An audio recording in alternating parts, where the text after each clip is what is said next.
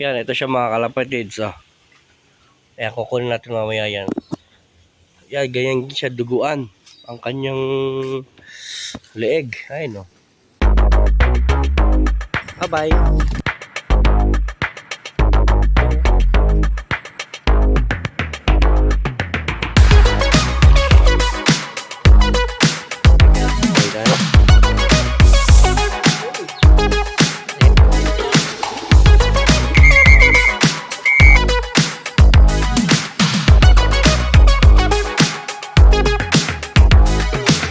Yo, welcome back mga lapatids. Yan, nandito nga pala tayo sa loob natin.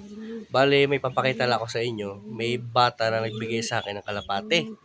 Bale, para siya. Tapos, may daming sugat dito sa leeg. Yan, tignan natin. A few moments later. Yan, ito siya mga kalapatids. Ayan, kukunin natin mamaya yan. Yan, ganyan siya duguan. Ang kanyang leeg. Ayun, no. Duguan siya. Duguan ang leeg niya. Tapos, yung sing-sing niya, NFS. Parang may lagari yung NFS eh. Yan, tingnan ko pa. I-close up natin. Wait lang. Kunin natin. Ayun mga kalapatids, ito nga pala yung ibon na sinasabi ko. Ayan, oh, kawawa naman. Ganda ng mata. Maganda yung mata niya. Tingnan nyo. Ayun, oh. Maganda yung mata niya. Tapos, madaming dugo siya dito. May kagat siya. Hindi ko alam kung anong kumagat dito. Ang sabi ng bata, napulot daw ng lolo niya to. Binigay sa kanya. Tapos, ganito na ang singsing. Ganito na ang singsing niya. Tignan nyo. Parang kinatban siya. Ayan o. Gulak. Gusto siyang putulin. Gusto siyang ano. Oh. Ayan siya. Grisel. Tignan nyo ang ano niya. Oh. Duguan. Kaya na-recover natin.